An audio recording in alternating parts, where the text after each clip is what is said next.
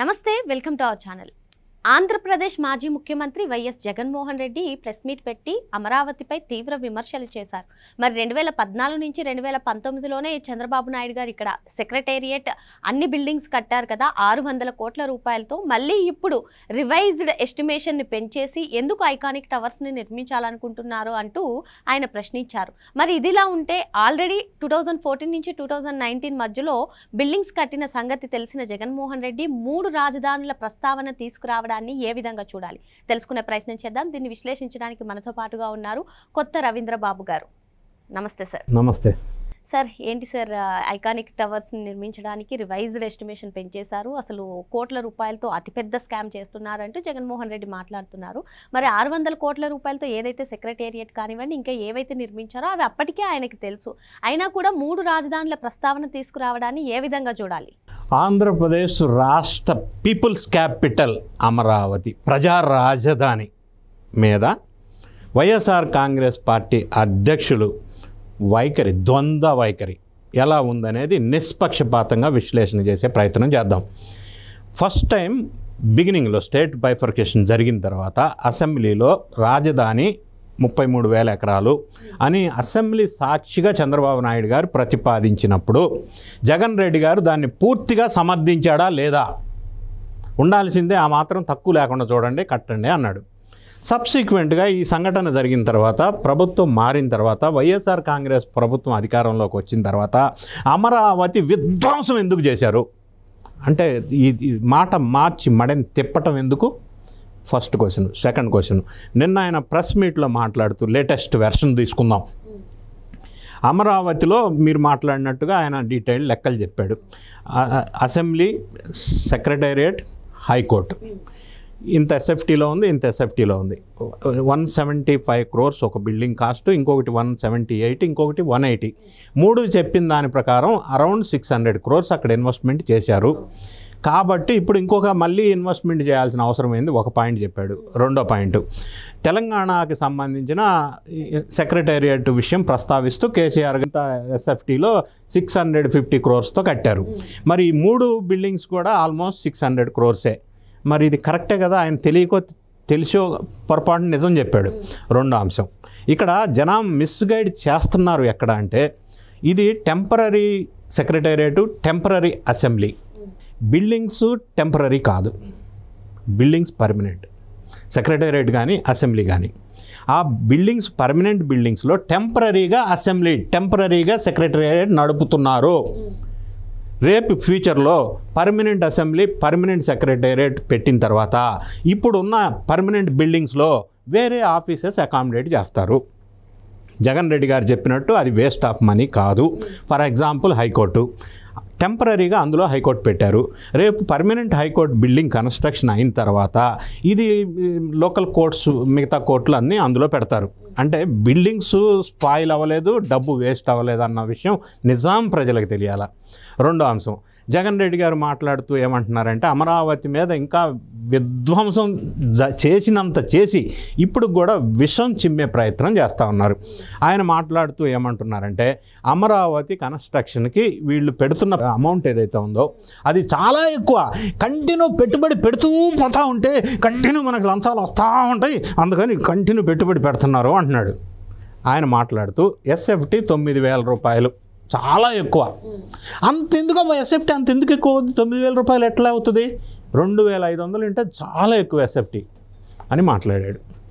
If that is correct, ఆయన మాట్లాడింది నిజమే కరెక్టే అయితే ఋషికొండ వైజాగ్లో కొండని గుండు చేసి 680 కోట్లు పెట్టి ప్యాలెస్ కట్టుకున్నాడు. ప్రజా సొమ్ముతో, పబ్లిక్ మనీతో, గవర్నమెంట్ మనీతో సొంతంగా ఉండటం కోసం ప్యాలెస్ కట్టుకున్నాడు. దాని కాస్ట్ 2.15 lakh ఎస్ఎఫ్టీ, 680 crores. అది ఎస్ఎఫ్టీ కాస్ట్ 31,677 రూపీస్. అంటే ఆయన ప్యాలెస్ కట్టుకోవడానికి ఎస్ఎఫ్టీ 31,677 రూపీస్ జస్టిఫైడా? అమరావతిలో 9,000 ఎస్ఎఫ్టీ ఎక్కువ ఎలా? ఇంకొక అంశం మాట్లాడుతూ అమరావతిలో ఈ రోడ్లు గీట్లు గురించి అంటే కన్స్ట్రక్షన్కి ఇన్వెస్ట్మెంట్ చాలా ఎక్కువ ప్రాజెక్ట్ చేస్తున్నారు అంటాడు. ఇక్కడ గమనించాల్సింది ఏంటంటే మిగతా హైదరాబాద్తో మనం దీన్ని కంపేర్ చేయలేం. ఎందుకంటే అమరావతిలో రోడ్లు అంటే కేవలం అది రోడ్లకి సంబంధించిన ఎక్స్పెన్సెస్ కాదు, అందులోనే రకరకాల కేబుల్ సిస్టమ్ కానీ, అండర్ గ్రౌండ్ డ్రైనేజ్ కానీ, అండర్ గ్రౌండ్ వాటర్ సిస్టమ్ కానీ, మౌలిక సదుపాయాలు, ఇన్ఫ్రాస్ట్రక్చర్ ఫెసిలిటీ రిలేటెడ్ అందులో ఉన్నాయి. ఆ కాస్ట్లో అవి కూడా స్కోప్ ఆఫ్ వర్క్లో ఉంది కాబట్టి అది రేటు జస్టిఫైడ్ అనేది గ్రహించాలి. ఇంకొక అంశం మాట్లాడదాం. అమరావతి ఇంత ఇన్వెస్ట్మెంట్ చేసి ఇక్కడ అక్కర్లేదు, విజయవాడ గుంటూరు మధ్యలో ఒక 500 ఎకరాలు తీసుకొని అక్కడ పెడితే సరిపోద్ది అన్నాడు ఒక పాయింట్.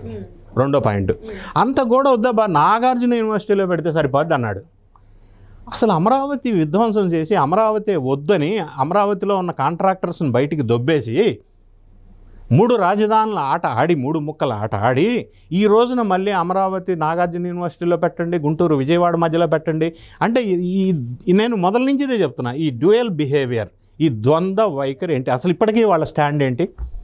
అమరావతి గుంటూరు విజయవాడ మధ్యలో ఉండాలా, నాగార్జున యూనివర్సిటీలో ఉండాలా, ఇప్పుడు ఉన్న దాంట్లో ఉండొద్దా అంటే 3 ముక్కల ఆట పోయిందా, మళ్ళీ అది 3 రాజధానుల కథ క్లోజా?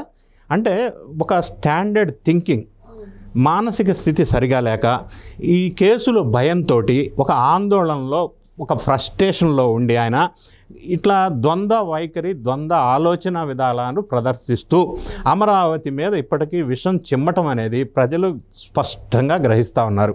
ఆయన చెప్పిన దాంట్లో, ఆయన మాట్లాడిన దాంట్లో, ఆయన చేసిన దాంట్లో ఒకదానికొకటి సింకే లేదనేది మనకు స్పష్టంగా అర్థమవుతోంది. చంద్రబాబు నాయుడు గారు ఇప్పుడు ఢిల్లీ పర్యటనలో ఈ అంశాన్ని ప్రస్తావించడం జరిగింది అమిత్ షా గారితో. మరి ఆంధ్రప్రదేశ్కి అమరావతియే ఏకైక రాజధానిగా స్పష్టం చేయండి అంటూ కోరడం కూడా జరిగింది. జగన్మోహన్ రెడ్డి వ్యాఖ్యలు కూడా ఇండైరెక్ట్ వేలో ఆయన చెప్పడం జరిగింది. మరి మొత్తానికి అమరావతి విషయం ఒక కొలిక్కి వచ్చే అవకాశం ఉందంటారా? అంటే మీరు ప్రస్తావించినట్టుగా ఇది సబ్జెక్ట్ ఎక్కడ మొదలైందంటే, ఆంధ్రప్రదేశ్ రాజధానికి భూములు ఇచ్చిన రైతులతో just 1 month back Chandrababu Naidu గారు ఒక మిలాఖత్ జరిగింది.